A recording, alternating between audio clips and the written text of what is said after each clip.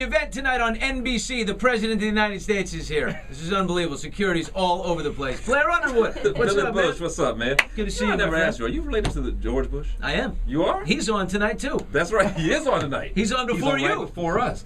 That's a hell of a lead-in, isn't it? Right? It goes you into him into you. I love it. That's Former right. into From current. Former into current president. Unbelievable. Hey, you met Michelle Obama just before the event started airing. So how did you tell her that you were what your character was going to be? Well, I saw her briefly at a convention and mentioned to her, you're right, before it aired, that I'd be, doing this show coming up called The Event, and I'll be playing a president.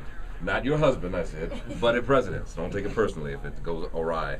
But no, she was very cool. She said she'd definitely keep an eye out for it. Yeah, was that your main purpose was getting across to her that this has no reflection just, on him? I don't know where this is going to go. Try to avoid the criticism, try to work, kind of get that way. See, President Obama's got a swagger to him.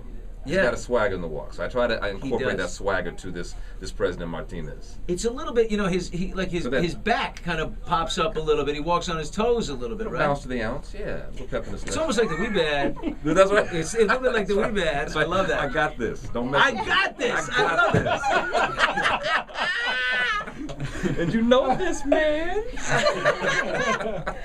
Blair Underwood is here tonight from the event on NBC. So, last episode, very dramatic. This huge implosion of a building. Yeah.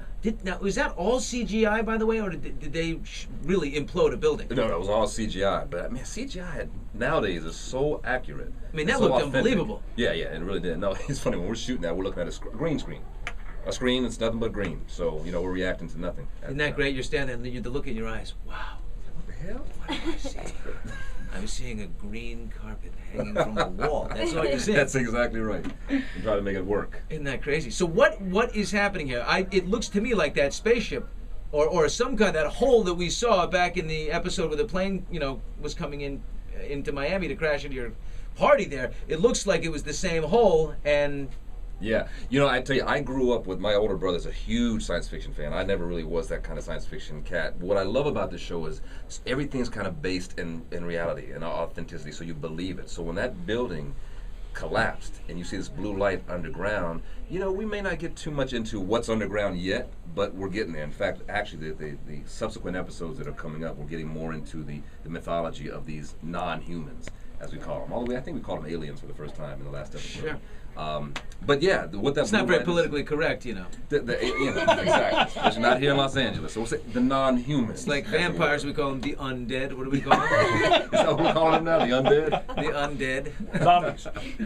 I love it. But also, the first episode in the pilot, if you saw that, Jason Ritter's girlfriend's little sister is kidnapped. She's like 11 years old. Yes. And we see what happens tonight. What happened to that little girl?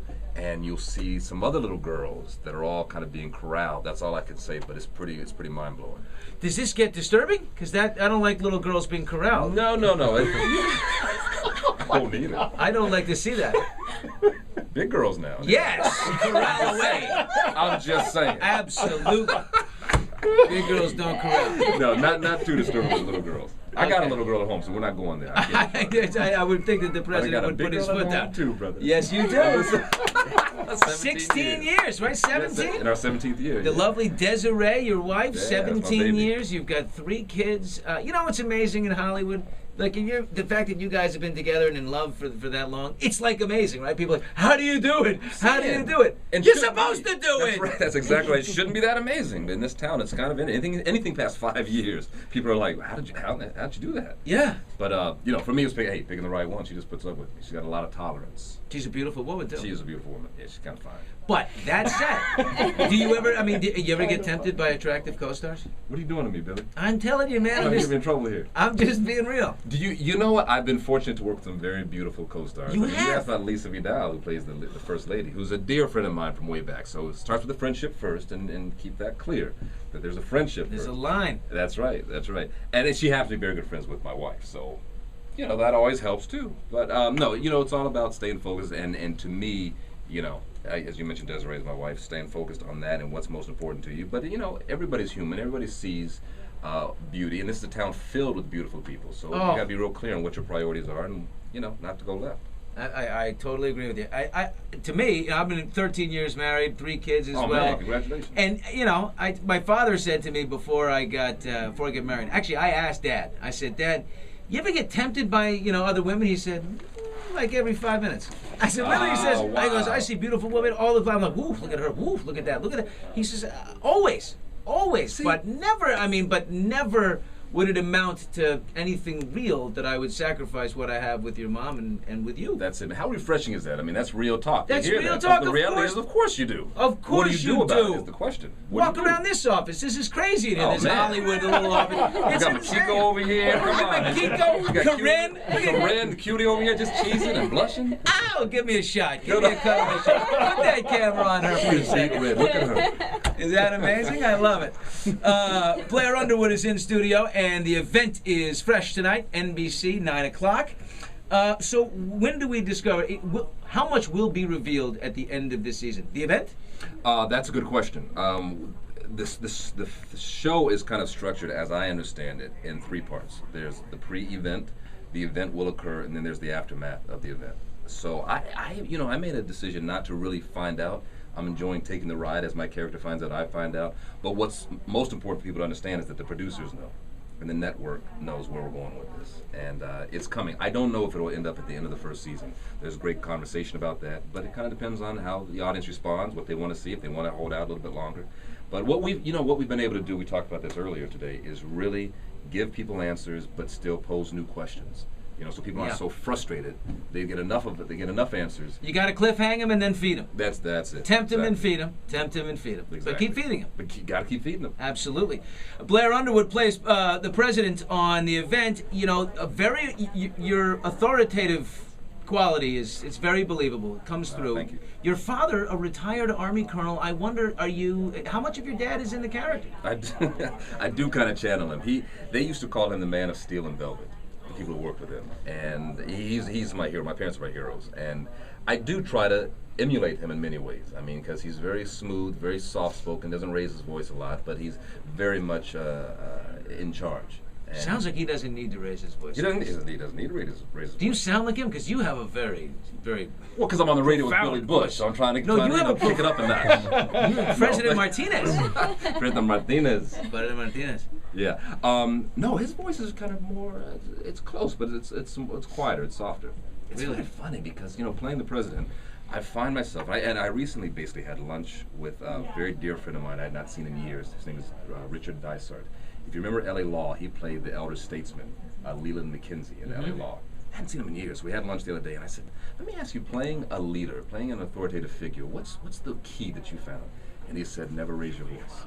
Yeah. Now, I find it's very interesting because this president is very passionate, and there are times when he does try to raise his voice, but I find myself always trying to pull back. If you can harness it a little bit. Harness it. I mean, I read the script that says the president explodes. I'm like, no, he doesn't have to explode. He's the president. Yeah. He's the leader of the free world. So it's finding that emotion, but keeping a cap on it. There's scary enough stuff going on out there. We don't need him going We don't batty and want crazy him. and screaming. Ah! No, I maybe run the other direction. That doesn't help anybody.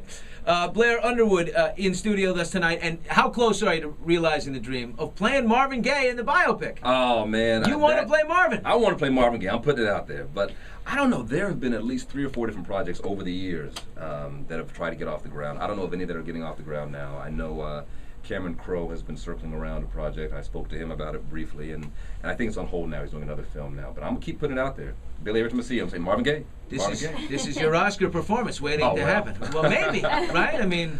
I can't even go that far, but I just want to play the man. Yeah. Because I just want to hear that music, and that's going to be tough. Speaking of co-star, that guy's the greatest lover of all time. Your wife better be on set every day with you, because you're going to have lots of... Marvin went through them. Sexual healing, let's get it on. Come on. Everybody's got a Marvin story. Everybody was... I think my second child was conceived of Let's Get It On. It's all coming back to me. I was between Marvin and Barry. Barry can also... Oh, Barry White. Barry can get you there. Sure, you're right. Why don't you put on a bunch of weight and do the Barry White biopic? No, I'm not mad at that. I can do that too. Right? Big white suit, Wow, but wasn't Barry Beautiful. cool? Barry was so Man, cool. had the hair processed and the suits and the boy. I got you, baby. Sauntered on stage. Blair Underwood is here. The event is fresh tonight. It's brand new, 9 o'clock, NBC. Thanks, man. No, this is great, Billy. Always a pleasure, man. Thanks for having me. Appreciate it. All right.